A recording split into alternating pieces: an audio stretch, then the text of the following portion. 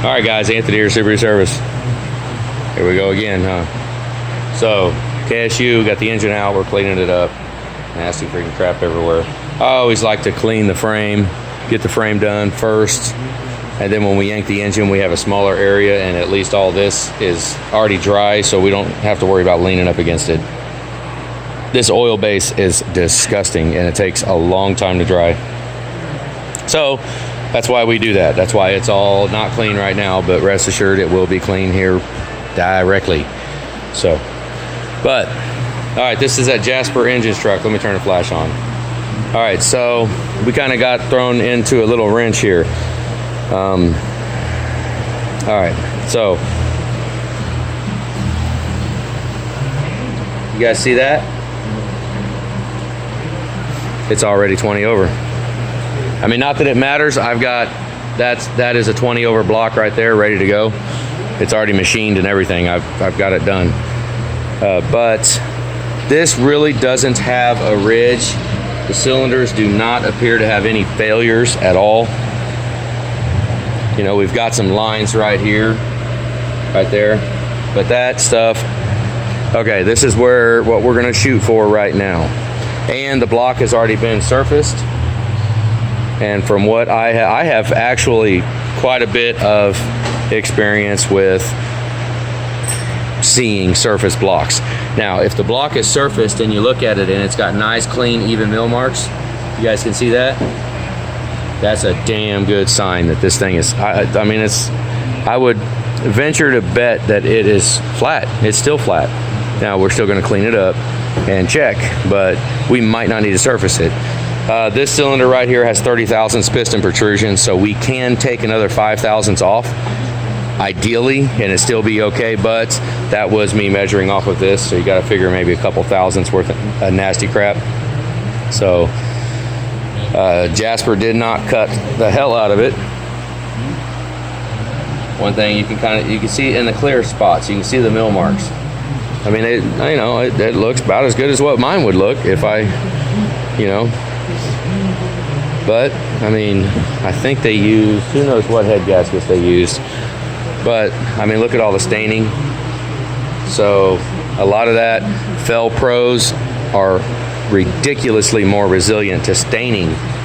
Staining means coolant got in there, or oil, whatever, something got in there, something leaked past the rings here, past all the spots, whatever, doesn't matter. I mean, it's over now, who cares? We are going to go ahead and put a set of lifters in it. Okay, but here's our dilemma. It's already 20 over. That's as high as I like taking it. Now, I already did spec the block. We've got about 4/10 of taper. Maybe less than that. Maybe it was like 2 to 3. 4 was the most. I think I saw no less than 2/10 of taper, and then out around was not that bad. So, I mean, I don't know. I'm gonna double check it again once we get the pistons out. But here's where we're at, guys. I'm gonna ball hone it. We're gonna ball hone this. Peter was here last night. We was talking over the truck and the options and what we can do. I'm gonna send a ball hone down in it, and we're gonna see how it cleans up. Now, ball hone will not correct anything. It will not fix geometry. It will not cut the taper out. It will not cut out around out. It will not do it. But if we don't have bad taper and bad out around to begin with, and all we're looking for is get a reset so we can do the valve job, then there you go. So that's what we're gonna do. Now, granted, my eyes are gonna be open. If anything comes up, anything comes striking that I do not like while we are going to ball hone it, I'm gonna video the ball hone too. I'm sure I will. If anything comes up upsetting that we don't like, we'll probably abandon this whole block. And I'll deem this block trash. If I don't like it, this block is trash. I mean, I got plenty of blocks. I got lots and lots of them. So, kind of a bummer. Julie actually noticed it. She looked at it. She was like, it's already 20. I was like, holy freaking crap, that sucks. So, yeah, I mean, we'll get rid of all those lines right there. You can barely see them, but, just a quick ball hone. So, to we'll do the wallet-friendly term. I have a wallet-friendly sounding term for what we're doing to this truck. So that term is a refresh. We're going to be doing a refresh. Refresh is the same thing as total engine rebuild. It's the same damn thing. But when you say refresh, it just sounds a little less. But actually, since we're just going to try ball honing and not surfacing, it might actually qualify as a refresh, you know. But we are going to put a balanced rotating assembly in it. I've got everything being balanced right now. So yeah, I don't know what else we got. We're actually debating on the transmission too. So the only thing left is the transmission. And it was taking a little bit of time to engage in a reverse at the very end. We'll see how, I don't know. We are sending off the drive shaft to Inland Truck Parts. It's going to get rebuilt all Spicer, with Spicer everything. Replacing the entire line and doing away with that filter. You might think, why? Well, because it leaks like a son of a gun. I power washed it and cleaned it all up. It's freaking leaking. It leaks. Okay? Screw that. Jasper does have this. Look at that. Metal impeller coolant pump. But look at that. It's freaking leaking. So, just like the other freaking coolant pump guys, all the freaking coolant pump people talking about, oh, the impeller breaks. I've never seen an impeller break. Okay? We don't have a problem with impellers. I don't know what the hell everybody wants to jump on that bandwagon and buy them freaking high dollar ass coolant pumps. We have a problem with the seal leaking. That's what the problem is. That's what the freaking coolant pump problem is. They leak. Look at that one. It's freaking leaking. So, you know, who gives a damn if the freaking impeller's plastic or metal? It doesn't freaking matter. I've never fixed a truck that was damaged because of an impeller. Never. So, whatever. I think we are going to get a different alternator too. We're going to get an alternator that's got the stud on the back, and alternator or starter's freaking phenomenal. We're going to rebuild the HFCM, take it apart, clean it. He's going to get a new power steering pump. We're going to go ahead and replace him. Those of you guys, you might seriously consider that. Power steering pump is ridiculously cheap. I mean, it's cheap. It's like $100. $100 for a new pump.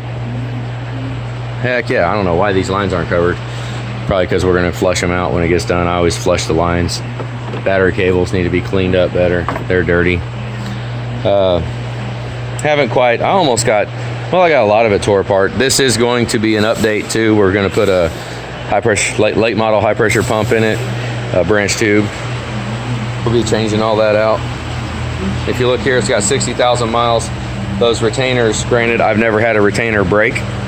I've never had one of the lifter guide retainers break, but I do know they get brittle, you know. And if you buy the lifters from Ford, they actually come with the retainers. Now I've talked to Manton and a bunch of people at PRI, Highline or whatever the company was. I talked to a bunch of them people looking for lifters, and nobody does the retainers. I don't know. I mean, guys, I want the retainer too.